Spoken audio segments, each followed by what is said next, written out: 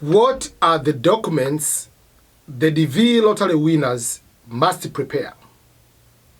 I'm going to share with you the list of documents which you need to prepare for two major purposes if you have won the DV lottery. There are documents which you need them to send to KCC, Kentucky Consular Center, if you are the winner. At one point, they will request for the documentations. Those set of documents, there are different. There are some that are the same, but they are not a complete documents which are used also for the interviews. So the documents to send it to the Consular Center, Kentucky Consular Center, KCC, and then what are the documents you need them when you go to appear at the visa interview. Because the documents at the visa interview are the one which will determine whether to be given the visa or not to be given the visa. The document for Kentucky Consular Center KCC are just used to process you and reschedule for the interview. Just to know, okay, you were the winner, you filled the DS260. These are the documents we need. Welcome everyone, this is EBM Ernest Boniface Makulilo, and I welcome you to the EBM Scholars YouTube channel and the EBM Scholars family. If today is your first time to come across here, you are in the right place at the right time. Remember to subscribe to my YouTube channel, get the information about the green card lottery, get the information about immigration, get the information about the life overseas, get the information about how to get the scholarships, get the information about how to write and self-publish your books, sell them on Amazon, Barnes Nobles, and Lulu, and other major networks, and also how you can be a positive member of your own community, whether you live in this particular country or another country. It doesn't matter where you live, but how positive and you can be contributive to the rest of the society and the world at large. Let's go straight to the particular topic, the documents required. So this is the document. These documents I'm going to read it to you. I know them, but I'm going to read it from the official website of the Department of the State, and I'm going to put this link of these particular documents in the description of this particular video. So the Department of State, if you go to their travel website, travel.state.gov website, and if you go to the visa status and you find the list of documents the lottery winners must prepare, these are the list. Number one, so I'm going to start with the list which you need them after winning, fill the DS260, and then you are supposed to send to KCC when they request. And then I will add other documents. In addition to those documents, what the documents do you need when you go to the interview? So I'm starting with the documents KCC will request. Obviously, we have to fill the visa form, the DSC260, the immigrant visa form. You have to fill that form. That's number one. But the documents they will come to request to you. And don't send the documents if you are not asked to.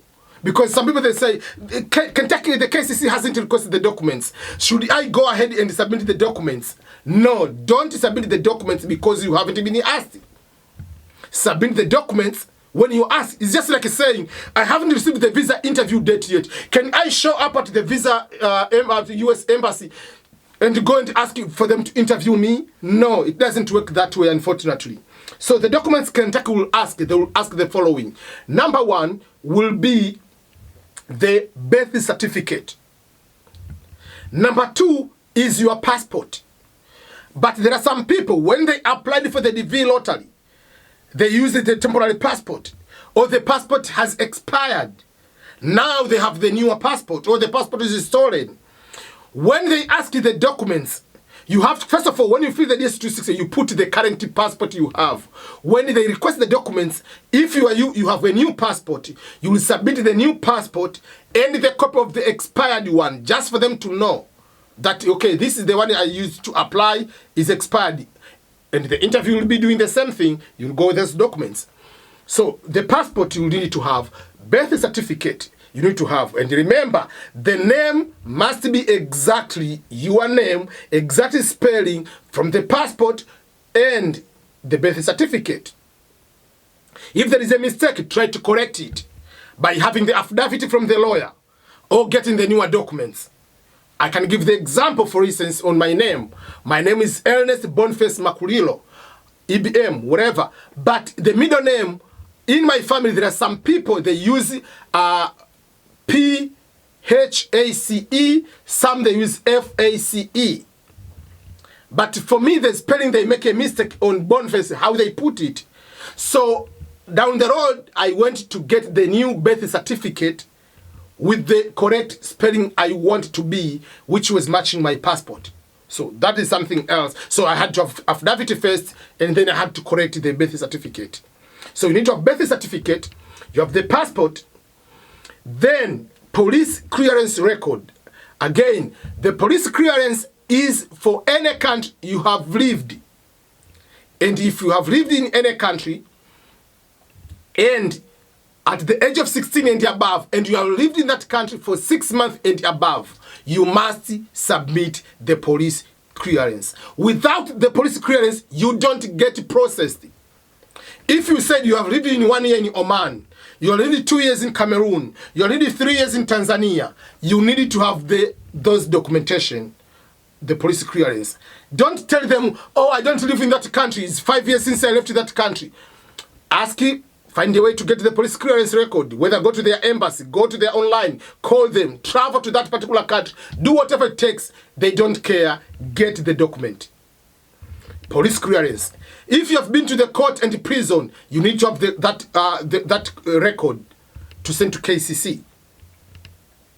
Also, if you need to have, if let's say, if you are married, you need to have the marriage certificate. You put it there. You have to put the birth certificate of your spouse. You have to put the passport of your spouse. If you have children, and also the police clearance of your spouse. If you have children, also again, the birth certificate of your children, passport of your children, those kind of things, you need to have those documentation. And if your children are above 16 years old, and obviously under the age of 21, and unmarried, also, if they've been to any country else for more than 6 months, they need to have the police clearance. Those you need them.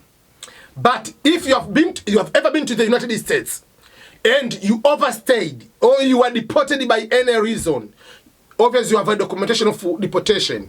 You need to submit the documentation of the deportation. If you have ever been to the military, you have been in the army, in the navy, wherever, as active duty military. I don't want to say if you have worked in the base as a civilian. No. You have tried to wear the uniform as a military, as the army, as the soldier, whatever you call it in your country. I'm not talking about the police. I'm not talking about the immigration officers. I'm talking the military, those in the front line. If you have ever served in that capacity or as active military personnel, you need to have the military record. Why you can ask that way? Because they have their own court martial. So there are certain courts, maybe there are certain crimes you cannot get them into in the normal court. So if you ask the court, if I've ever been tried to the military for in the civilian court and you have been in the prison, if you have been into the military and you have been in court martial, the document might be in the court. So they need also the documents from there, from the military in that particular sense. So those are the documents which are needed by the Kentucky Consular Center. The same documents also are needed when you go to the interview at the U.S. Embassy. But in addition to that, Kentucky Consular Center does not request for education, documentation, or work experience. Those documents are required at the visa interview. So when you go to the visa interview, in addition to birth certificate, marriage certificate, children certificates, passports, police clearance record, if you have been in the military record, you have that one. If you have been to the prison record. In addition to those kind of things, you also need to have the evidences of your education, the original transcript or certificates. If you are Kenyan and you went to high school, KC, SE, whatever, you need to have the certificate from them, the national examination. West African certificate, you have to need to have that. If you have bachelor degree, have the actual transcript and that degree certificate. You have been awarded a bachelor degree in sociology, bachelor degree in microbiology. Those what come with all the documentations.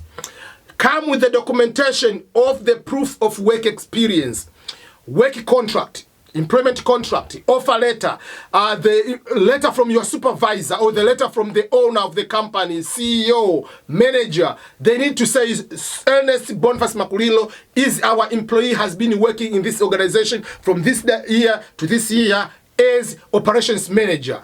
In that capacity, he got a training for this time, and now he's doing this one. He's a supervisor of 2 other people, and he's doing a wonderful job. These are some of the job description. If you have any question, you want to get me, please don't hesitate to contact me and put the email and the